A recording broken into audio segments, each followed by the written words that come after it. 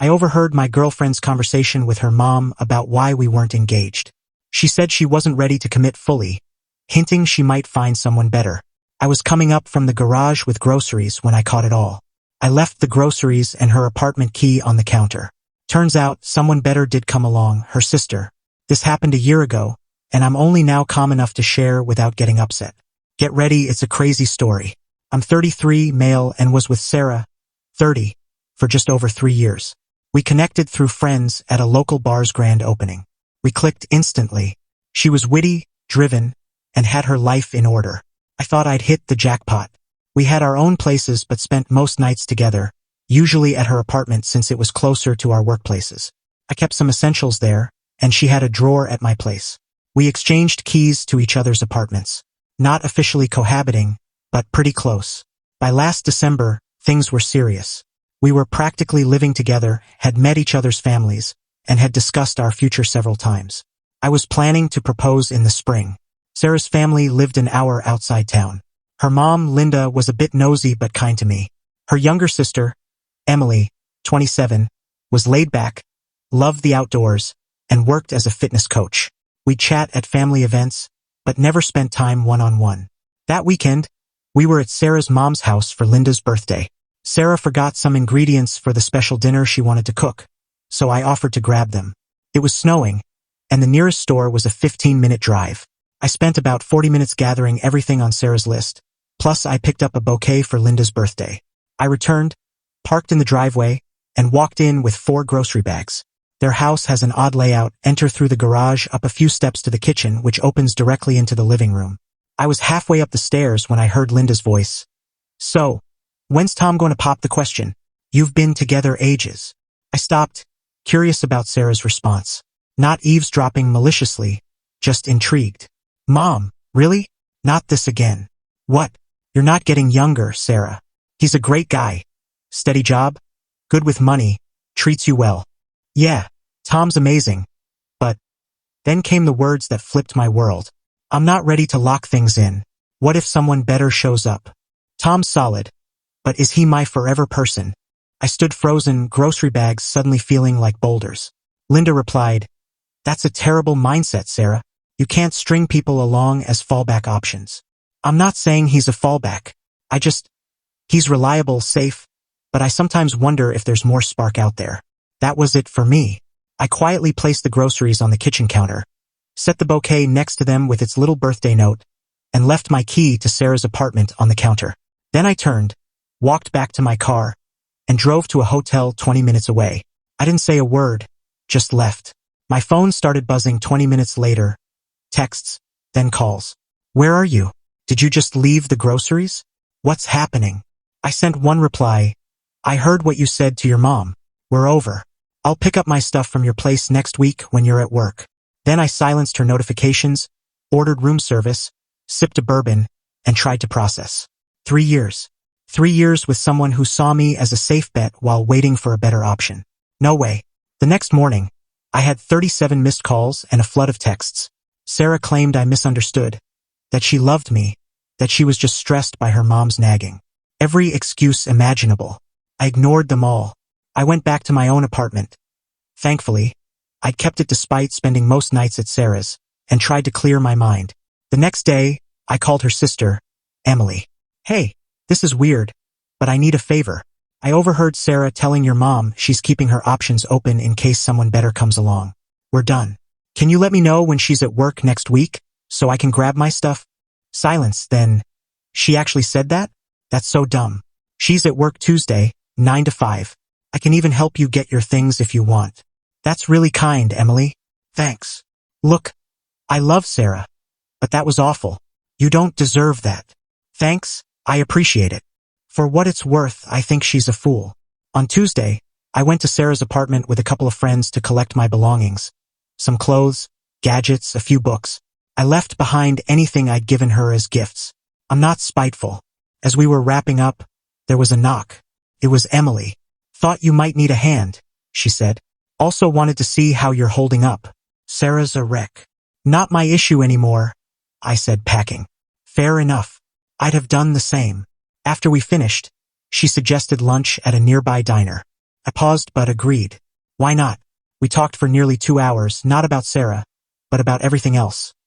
Books, hiking, the best burger spots. Felt effortless. At the end, Emily invited me to join her and her friends for a hike that weekend. I figured I needed to stay occupied, so I said yes. That hike led to another, then to rock climbing, then a music festival. Always in groups, no pressure, just enjoying each other's company. I had some hesitations about hanging out with my ex's sister. It wasn't exactly typical. But Emily and I always got along, and I started noticing new things about her. Her grit on tough trails, her kindness coaching beginners at the gym, her deep knowledge of obscure bands. We had more in common than I'd realized. Meanwhile, Sarah didn't let up. Showing up at my apartment, I had to ask building security to block her. Calling from random numbers, sending emails. Even Linda called once, which was incredibly awkward. Tom, she messed up. She loves you. She's heartbroken. Linda, respectfully, she wasn't mistaken. She said what she really felt when she thought I wasn't listening. That's who she is. People say dumb things they don't mean. I appreciate you calling, but this isn't up for debate. Take care.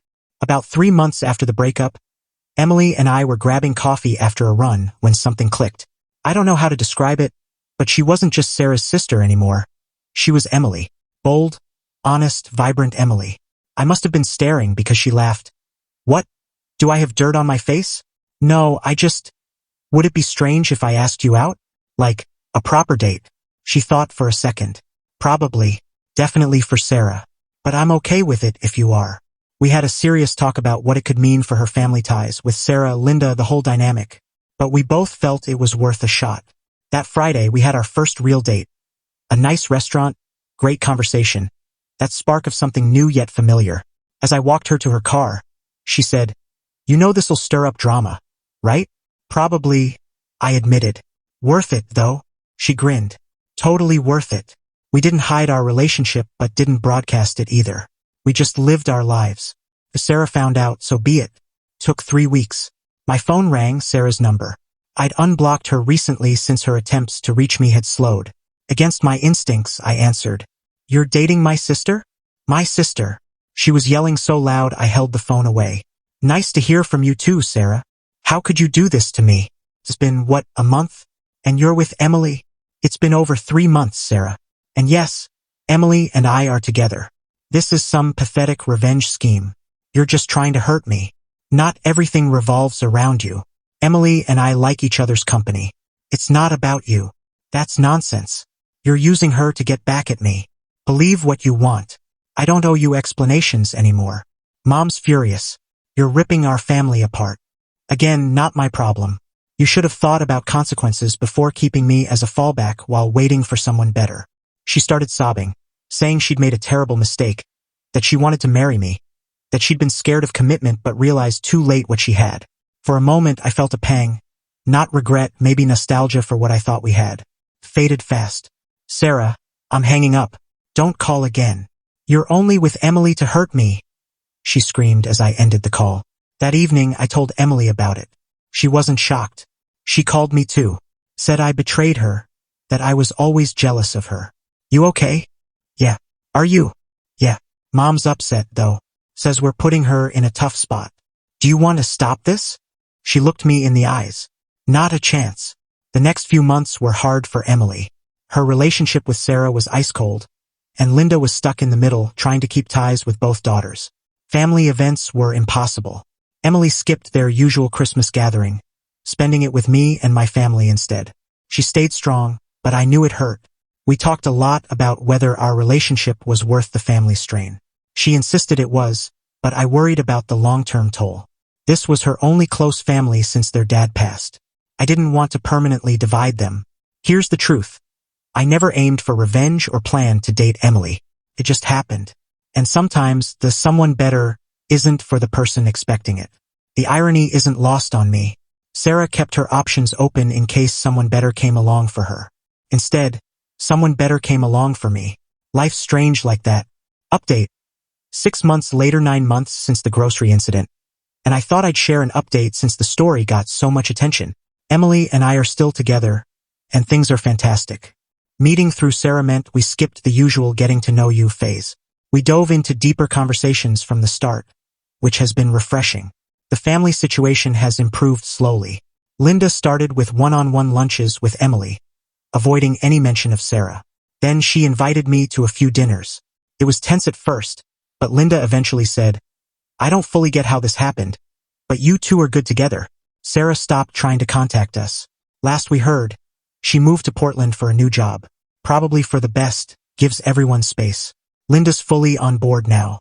At a recent family dinner, she pulled me aside and said, "Sometimes things don't go as planned, but they end up as they should." Wise words, when she's not pushing her daughters to settle down. The "am I dating Emily to spite Sarah" question still pops up, mostly from people who don't know the full story. The answer is always no. Did it start unconventionally? Sure. But what Emily and I have is its own thing, separate from the past. Some mutual friends sided with Sarah as expected. Our core friends, my old college crew, Emily's gym buddies, stuck by us. The couple friends we made with Sarah drifted away. That's just how it goes. Emily and I are planning a trip to Yosemite next month, her first time, my third. She's already mapped out every trail she wants to hike. Her zest for life is infectious. I ran into Sarah's old roommate at a cafe last week. She said Sarah saw us together on social media and commented, "They look genuinely happy."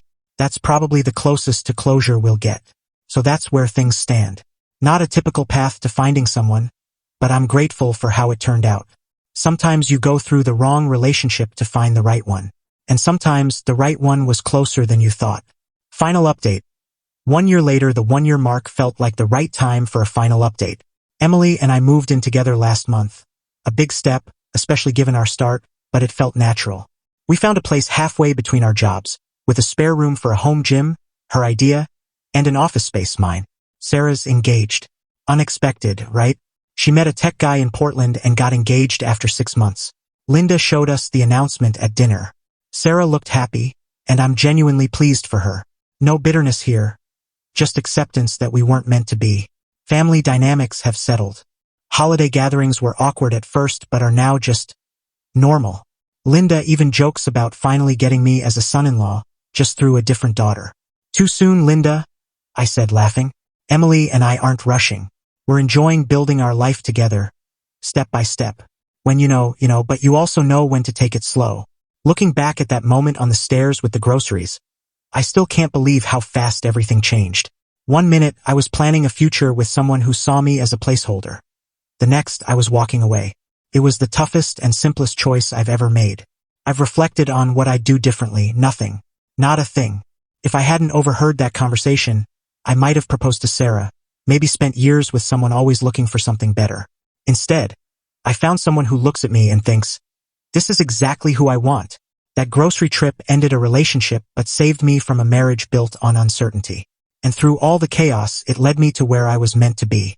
Sometimes the best revenge isn't revenge. It's just living well.